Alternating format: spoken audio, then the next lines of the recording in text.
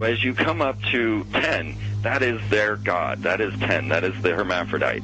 But if you stop at 9 and you skip to 11, skipping God, then you are a Luciferian. Because 11 is the number of the magician. It's the one step above. Once you have accomplished the tree of life, you are now the magician. You are one above 10. But they're doing it by skipping God. That's the symbolism of 9/11.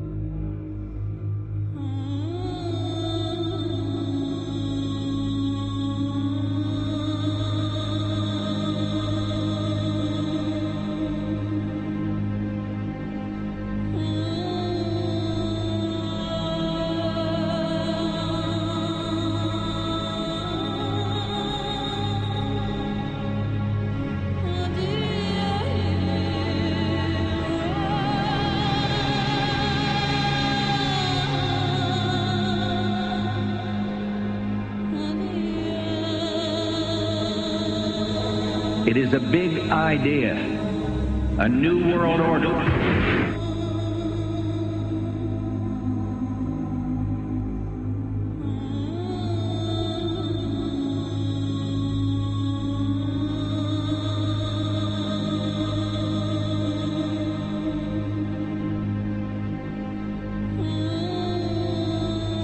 We were on assignment. We were supposed to kill two birds with one stone. In Fight Club, Project Mayhem destroys a giant bronze spherical sculpture. This seems an obvious reference to the sphere at the World Trade Center complex. Trust me, everything's gonna be fine. In a pivotal scene reminiscent of 9/11, we see the destruction of skyscrapers and the change of a skyline. Second anniversary of the 9/11 attack on the World Trade Center, George Bush asked for an $87 billion increase in military spending.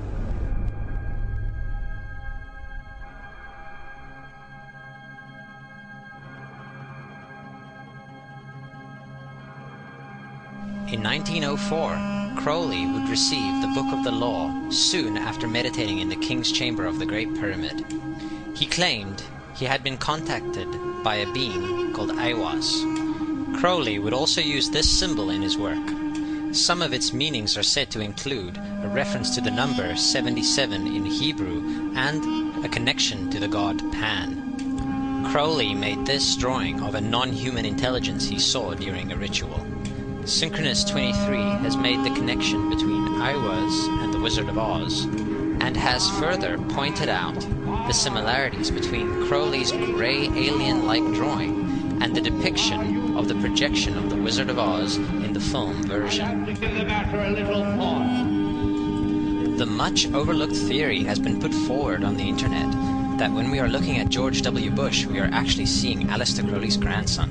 I have suggested that this video footage of George W. Bush reading The Pet Goat, coinciding with the start of the 9/11 mega ritual, is in fact a dedication of the 9/11 mega ritual to the great god Pan by Aleister Crowley's grandson.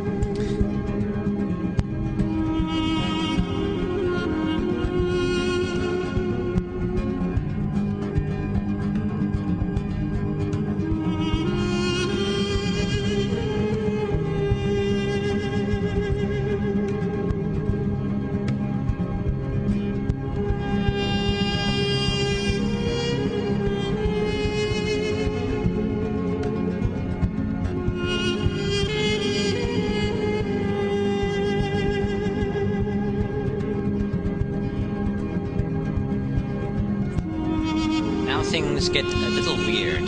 This is the 1978 version of The Wizard of Oz, The Wiz. Again, we see the Emerald City connected to New York. On arriving at the end of the Yellow Brick Road, Dorothy and her companions go through the circular portal. Through the door, we see 3 pyramids. Behind the pyramid shape, in between the pyramid pillars of the World Trade Center, we see the sphere, the representation of the Kaaba.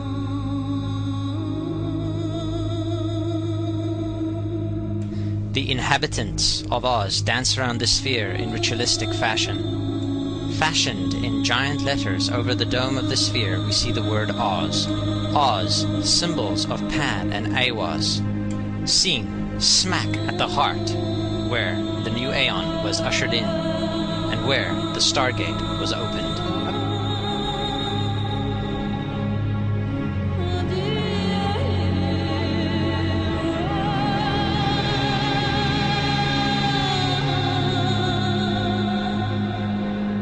Between the Twin Towers is called the Spherical Caryatid. It was made by artist Fritz Koenig and was nicknamed the Sphere. We see that Koenig made this thing in Bavaria, the same place where the Illuminati was founded. The most interesting fact about the placement of the sphere at the World Trade Center Plaza has to be that architect and designer of the World Trade Center, Minoru Yamasaki, intended the plaza itself to be a representation of the Grand Mosque of Mecca, the sphere in particular taking the place of the Kaaba.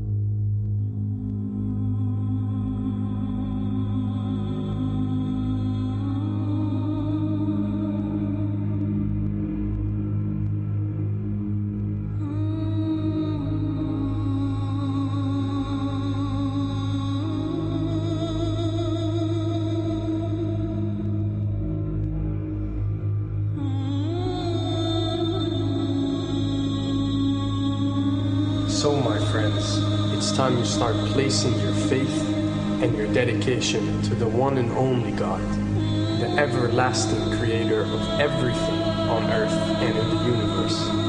He is greater than anything our minds can comprehend. Do you know how many times Muslims are required to circle the Kaaba when they visit it? 7 times, each counterclockwise. Would you like to know why? You see, what binds us as humans to this life and to this dimension and to this earth is the limits of time and space. We are bound to this dimension and this reality through time and space. Hence, if one wants to leave this dimension or leave this reality, he needs to break away from time and space.